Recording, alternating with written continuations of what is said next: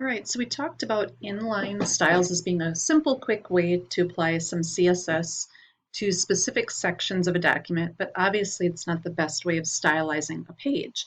So wouldn't it be better if you could set styles in one place rather than having to type them out every time you want to use them?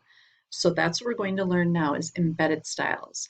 I'm going to start by opening our index page from Bubble Under, which is our home page. So go ahead and open that. And here is our original page. And just to remind ourselves what we're looking at on that page, we have our heading 1, we have some bulleted hyperlinks, we have a heading 2 or 3, I forget which one it is right here, we have an image and a paragraph. So if we go back to our Notepad++ for this page, we're going to learn about embedded styles. They're embedded on a page.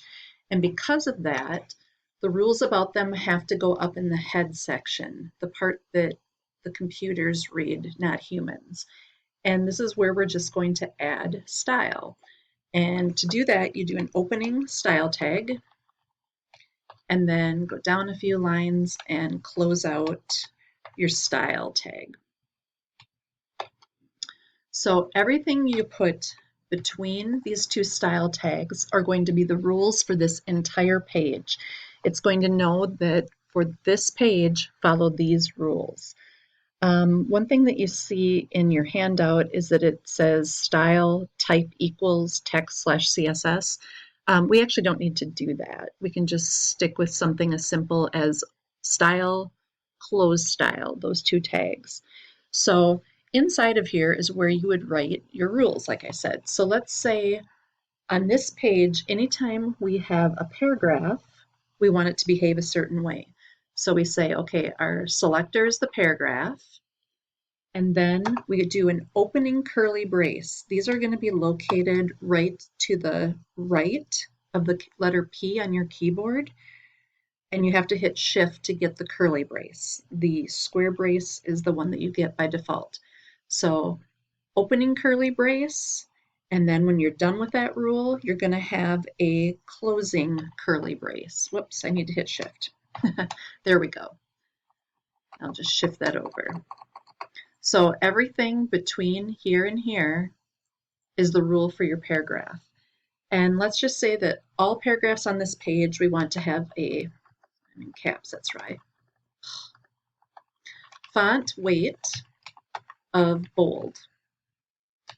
Now the reason that we do a semicolon is because we can continue adding. So if we also said we wanted them to be a certain color, let's just do that. This is not in your book, but let's do color. And instead of doing red or blue, let's actually do a hex code. And I have a document in front of me with some colors on it, so I'm just going to pull one off of here. Let's do FF0033, semicolon.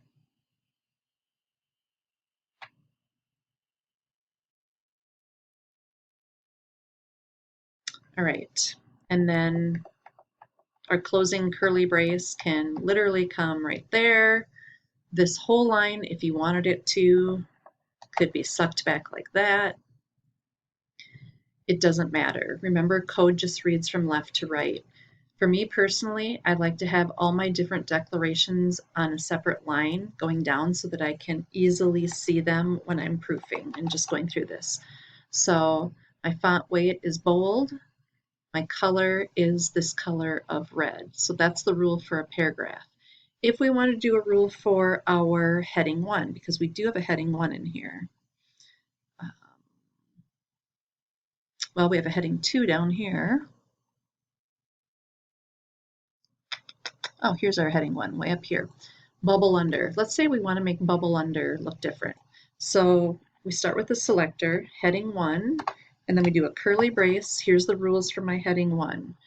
They should be, let's just do color of, try a green.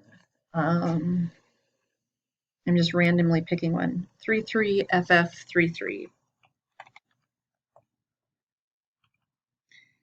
Semicolon and curly brace. So our heading 1 only has one rule. So those are the two rules that we have on style for this page. So when it loads this page, every single time it sees a heading 1, it's going to put it in this color. Every single time it comes upon a paragraph, which is a couple on this page, it is going to make it bold and have this color. All right, I cleaned this up a little bit to match what I see actual code writers do because it's very helpful for when you're troubleshooting. So you start with the selector and then your opening curly brace, and then all of your rules are on their own line with semicolons behind them, and your closing curly brace comes down on another line completely. So here's the rule for the paragraph, and then here's the rule for the heading 1s. If you do that and save it, this embedded style, when you go to run it in Chrome, will look like this. All of your heading 1s are now green because that's what you told it to be, and all of your paragraphs are red and bold because that's what you've told it to do. So that was a heck of a lot easier than going through and finding every single paragraph on this page. Now granted, there's only a couple, but you can imagine if this was a big web page, this would not be easy. So when you want to do embedded styles, you have to put your style sheet, which is this part right here, embedded up in the head section.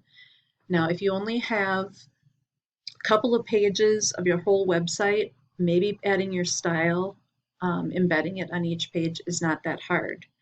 It's probably just fine. But if you have a website that's 30 pages, you certainly don't want to have to go and embed this style on all 30 pages. The better way of doing that is to use an external style sheet, one that applies to every single page in your website uniformly. Then the only reason you would maybe want to use an embedded is to override that. Maybe all of your web pages are told to have a yellow background and black text, but this one page you want to have a pink background and blue text. If you did an embedded style on this one particular page, this embedded style would overwrite the external. So this one page would be stylized differently. That's the way the cascade works.